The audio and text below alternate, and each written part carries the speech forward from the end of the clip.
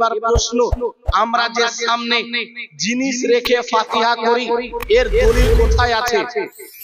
বলে না যে সামনে জিনিস রেখে ফাতিহা করা যাবে না, এটা হলো বিদআত। এজন্য ওয়াহাবি দেওবন্দিরা এরা মিলাদ ফাতিহা করতে চায় না। কিন্তু এই বুখারী শরীফ প্রথম খণ্ড পেজ নম্বর 505 এর মধ্যে স্পষ্ট হাদিস বর্ণিত হয়েছে যে সামনে জিনিস রেখে ফাতিহা করা যাবে কিনা। নবী আলাইহিস সালাতু ওয়াস সালাম হযরতে জাবির রাদিয়াল্লাহু তাআলা আনহুর বাড়িতে গেলেন। বাড়িতে যাওয়ার পরে নবী পাকের দরবারে রুটি আর ঘি রাখা হলো। কি রাখা হলো? রুটি আর ঘি। আজকালকার ওয়াহাবিরা যদি থাকতো তো কি করত? সরাসরি খেতে আরম্ভ করত।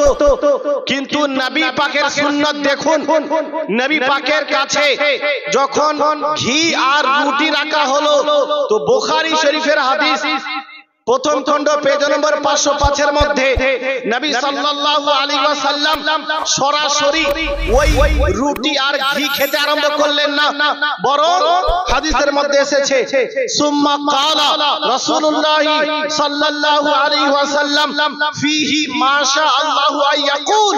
নবী পাক সাল্লাল্লাহু আলাইহি ওয়াসাল্লাম ওই রুটি আর ঘি খাবার পূর্বে আগে তার উপরে কিছু পাঠ করলেন, তেলাওয়াত করলেন। বলেন সুবহান।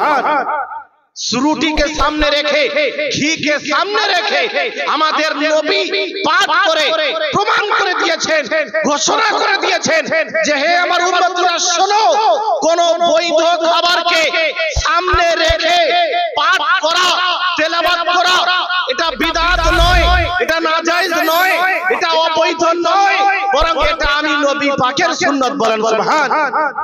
এজন্য মুসলিম ভাই বিভ্রান্ত হবেন না। নবী পাক সাল্লাল্লাহু আলাইহি ওয়াসাল্লাম খাবারকে সামনে রেখে নিজে পাঠ করেছেন। আর যারা বলে যে জিনিসকে খাবার জিনিস সামনে রেখে ফাতিহা করলে নাকি ওই জিনিস খাওয়াই যাবে না, বলছে না, বলছে যে ওই জিনিস খাওয়া যাবে না, অথচ নবী পাক খাবার পূর্বে আগে পাঠ করেছেন, তারপরে খেয়েছেন। এই হলো ফাতিহা করার দলিল, সামনে জিনিস রেখে। এজন্য যেই খিচুড়ি বা অন্য কোন জিনিস ওই দিন যদি আপনি সামনে রেখে ফাতিহা করেন এটা নিশ্চিত রূপে জায়েজ, বৈধ। এরপরে এরা বলে যে খিচুড়ি ফাতিহা করতে হবে, এর দলিল কোথায় আছে? খিচুড়ি এটাই করতে হবে, ফাতিহার দলিল কোথায় আছে?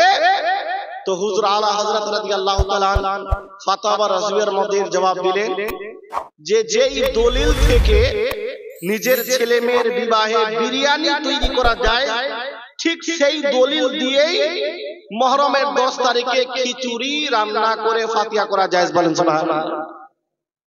আপনি নিজের ছেলের বিয়েতে বিরিয়ানি খাওয়াচ্ছেন মানুষকে, এটা কোন হাদিসে আছে? বিরিয়ানি খাওয়ার হাদিস কি আপনি কোথাও পাবেন? কারণ ওই যুগে তো বিরিয়ানি ছিল না। তো এরা বলে যে খিচুড়ি কিভাবে জায়েজ? তো বিরিয়ানি যদি খাওয়া জায়েজ হয় তো খিচুড়ি খাওয়া কি না জায়েজ হয়ে যাবে? হে মুসলিম ভাই, বিভ্রান্ত করার চেষ্টা করছে এরা, এর জন্য বিভ্রান্ত হবেন না। অবশ্যই যেটা খাবার বৈধ হালাল সেই খাবারকে সামনে রেখে ফাতিহা করা নিশ্চিত রূপে জায়েজ।